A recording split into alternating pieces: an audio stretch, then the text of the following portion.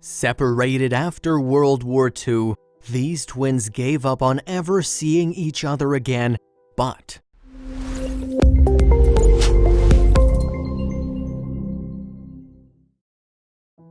before we start, please take a moment to give this video a like, subscribe to Happy World, and hit the bell so you'll never miss these great stories. all my life I want to know my family, says 69-year-old Polish-American George Skrzynecky, with tears filling his eyes. His voice is hoarse, almost a whisper. He pauses, composes himself, and I was thinking, I'm never gonna find them. Scarzinecki has been looking for his twin brother Lucian for the past 49 years. And speaking to the American Red Cross, he admits he kind of gave up hope. In 1949, after the collapse of Nazi Germany, a young Polish woman named Elizabeth Jankowski was one of many freed from a forced labor camp in Kassel, central Germany. In 1946, after a brief romance, she gave birth to twin boys George and Lucian. But sadly, the young single mother developed a severe heart condition in 1947. Elizabeth was checked into a local hospital, and the boys were sent more than 150 miles south to a children's center for displaced people in Aglasterhausen. As Elizabeth's condition worsened, the boys were relocated even further to southwestern Poland, first to Katowice and then to an orphanage in Rybnik. Months later, Elizabeth's condition improved, and she began looking for George and Lucian. Desperate to be reunited with her twin sons, she requested a Red Cross family tracing case. However, as a struggling single mother, Elizabeth was informed by welfare authorities that the boys had been repatriated through the Polish Red Cross and that she couldn't have them back. Soon afterwards, George and Lucian were adopted by different families and went their separate ways. In 1965, at the age of 17, George Skrzynecky, his adoptive name, found a letter from his biological mother and several official birth documents. To his shock, he discovered that he had been adopted. Even more upsettingly, the documents also revealed that George had a twin brother. Immediately, George initiated his own Red Cross family tracing case, but unfortunately, his search was unsuccessful. Upset by the news and his adoptive parents' decision not to tell him he had a brother, George decided to move to the US to escape Poland.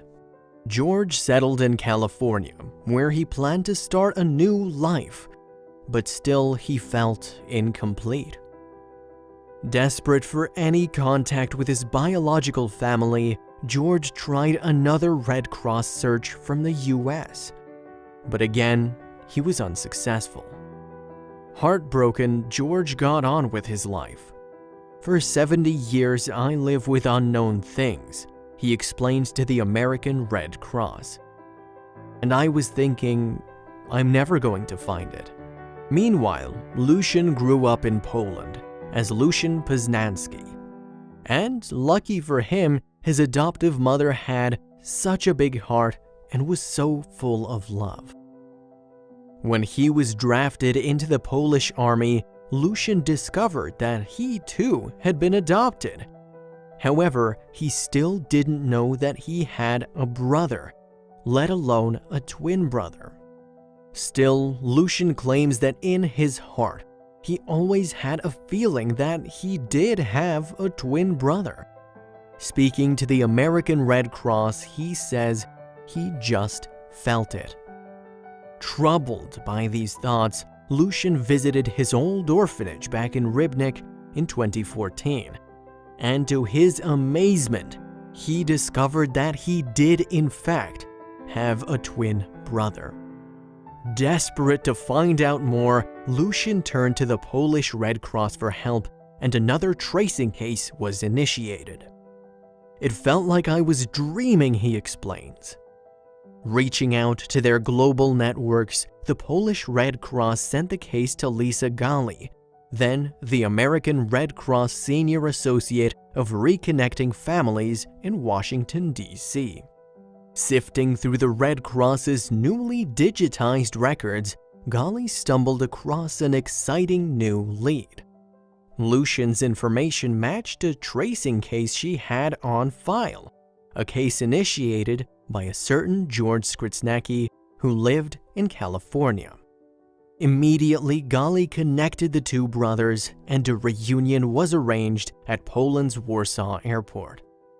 Lucian described the news as the first such happiness in his life.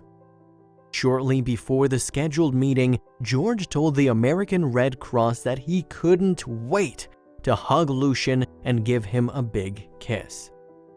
Fighting back tears, George describes the moment he found out about Lucian. For a while, I couldn't stop crying. Then the despair on his face turns to joy. As you can imagine, George and Lucian's reunion was pretty special. The kind of moment that makes you numb and full of hope at the same time. The sadness and tragedy of the past eclipsed by the sheer joy and happiness of the present. They kissed, they cried, they hugged, they laughed, they trembled, and they cried some more. As Lucian says to George, "My heart is overwhelming with joy to welcome you to Polish soil." Once they'd been reunited, George and Lucian visited the Polish Red Cross. Looking through the recently digitized records, they discover for the first time that their father was a US soldier who had returned to America before they were born.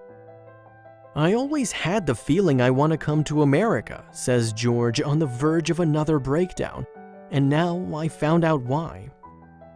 The brothers also discovered that their mother died in 1952 without ever seeing them again, and they find out that they were repatriated to Poland without her knowledge, by error. "When I finally learned the whole truth, I cried for my mother," says Julian. "I cried for my brother, but I'm happy we're back together." Looking back, George adds, "I wish when I was young she was with me, but it didn't happen this way." Amazingly, despite the tragedies Lucian and George have endured, they're both upbeat, optimistic, and solely focused on making the most of the time they have left. "I don't care about winning the lottery, I just want to have my brother by my side," says Lucian.